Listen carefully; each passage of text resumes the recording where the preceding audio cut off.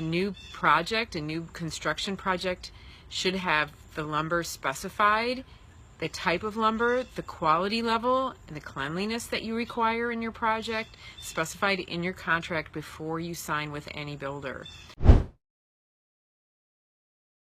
Hi everyone, I'm Cheryl Seco and I am an architect, and I'm getting online today because there's been a bunch of posts, people asking questions about the buildings that they're building under construction and they're thinking of building, and the quality of the wood that is in those buildings. And I'm seeing the pictures and I'm appalled.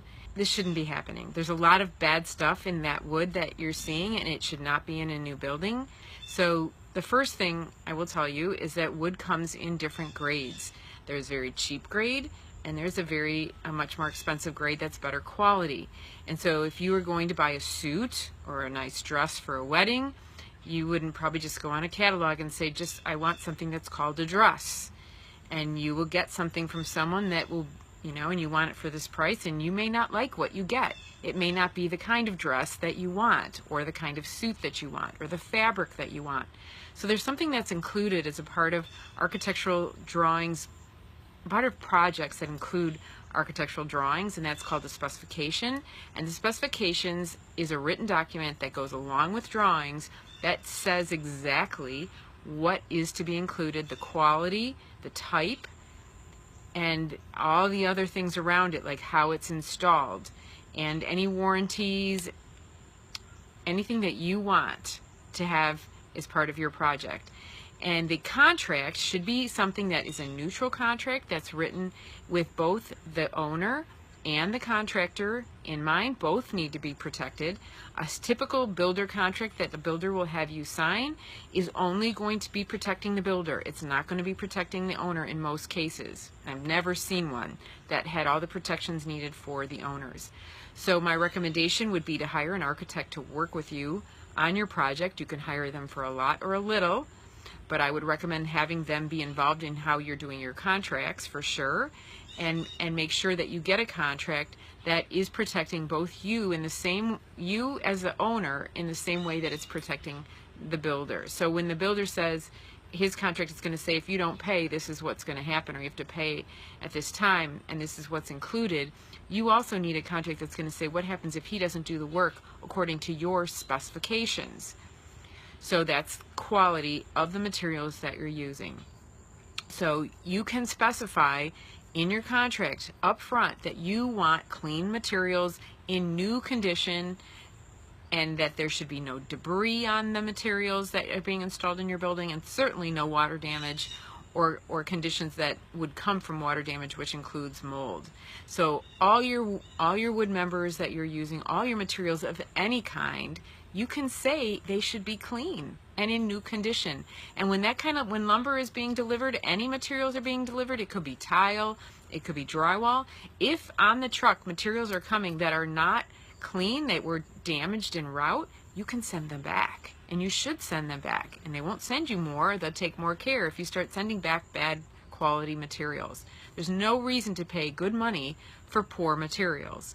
So the contract is the first thing, and you have to decide this and discuss it in writing, discuss it verbally and have it in writing and signed and agreed to, that this is what you want, this is what you expect for your project, that you expect you're building a new home, you expect all the components that go into your new home to be new, clean of debris, and in good condition. And then you can specify what good condition means to you. And if good condition means to you, and it should mean no water damage, no staining that isn't natural. There are some stains that are natural, but no staining that comes from something exterior to the wood itself.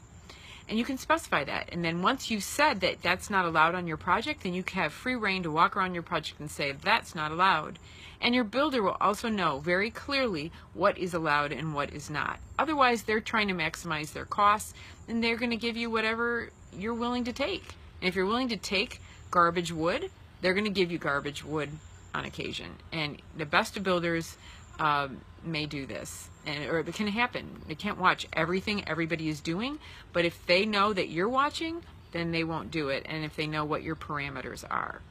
So that's what I would say on a lot of what I've seen is not acceptable. There are some stains that are natural and are not a problem. Mountain pine beetle kill, it's called blue stain, but none of what I saw looks like blue stain.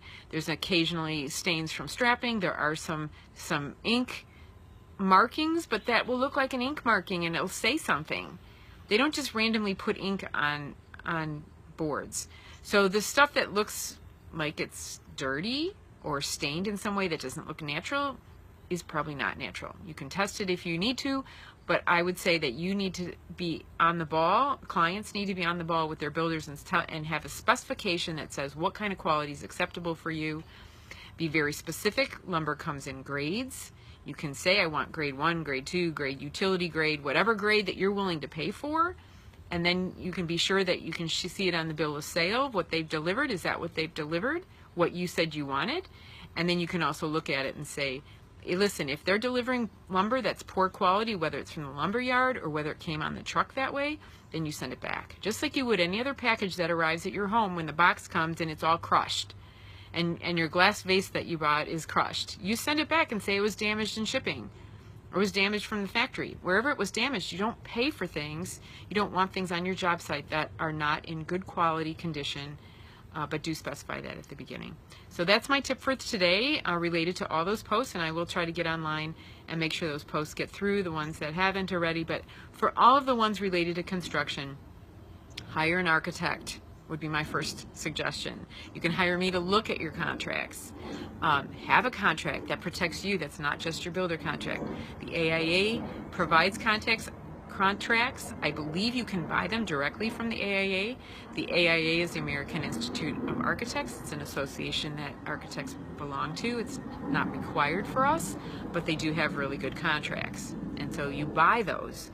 And both the contractor and the owner are protected in these contracts equally, not just one or the other.